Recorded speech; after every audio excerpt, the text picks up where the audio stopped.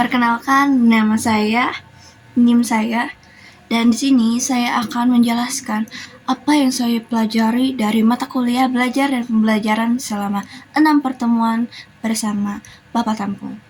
Pada pertemuan yang pertama, beliau menjelaskan yaitu pengertian belajar dan pembelajaran itu tersebut, serta perbedaannya, ciri-ciri belajar, dan apa tujuan dari pembelajaran.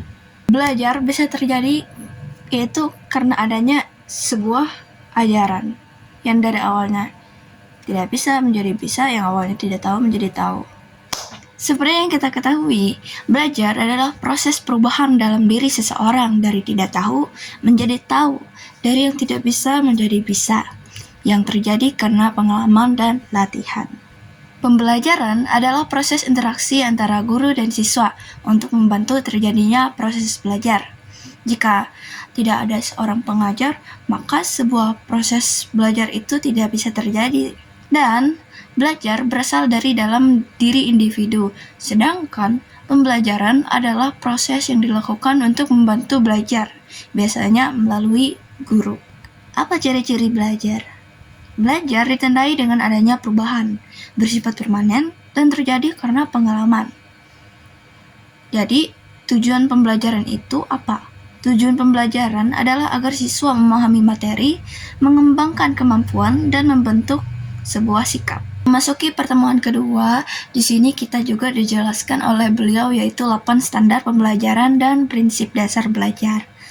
8 standar nasional pembelajaran yaitu yang pertama standar isi, yang kedua standar proses, yang ketiga standar kompetensi lulusan, yang keempat standar pendidikan dan tenaga pendidik, yang kelima standar sarana dan prasarana, dan yang keenam standar pengelolaan, ketujuh standar pembiayaan, dan yang terakhir 8 standar penilaian pendidikan. Dari 8 itu merupakan 8 standar pendidikan yang ada di Indonesia. Pertemuan ketiga dilanjutkan dengan sikap seorang guru. Sebagai seorang guru, haruslah kita mempunyai sebuah keterampilan untuk mengajar seorang murid. Jika kita tidak memiliki keterampilan, maka murid tidak akan mendapatkan ilmu yang ia pelajari. Sebagai seorang guru, sikap yang harus kita miliki yaitu adalah hati yang sangat sabar seperti samudra. Dan tentu juga kita harus tidak membedakan murid, baik yang murid pintar maupun murid yang bodoh. Tidak pilih kasih, sebab murid memiliki keterampilan di bidangnya masing-masing. Seorang guru haruslah menjadi seorang yang sangat support system, yang baik, kreatif, dan juga inspiratif. Di pertemuan keempat, di sini kita mempelajari tentang teori belajar. Teori yang pertama yang kami pelajari yaitu teori behavioristik.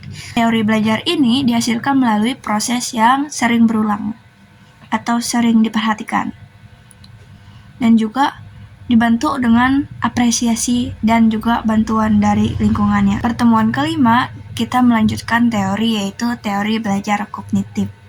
Yaitu teori ini pembelajaran yang prosesnya tentang seperti berpikir, mengingat, atau berpikir kritis. Pada pertemuan yang keenam, kita lebih banyak diajarkan cara keterampilan membuka dan menutup pembelajaran. Seperti yang kita tahu, membuka dan menutup pembelajaran yaitu cara kita memulai pembelajaran dengan cara yang lebih kreatif, dan juga menutup sebuah pembelajaran itu mengakhirinya dengan cara yang baik juga. Keterampilan membuka pembelajaran bertujuan untuk menarik perhatian, membangun motivasi, dan menyiapkan peserta didik untuk belajar.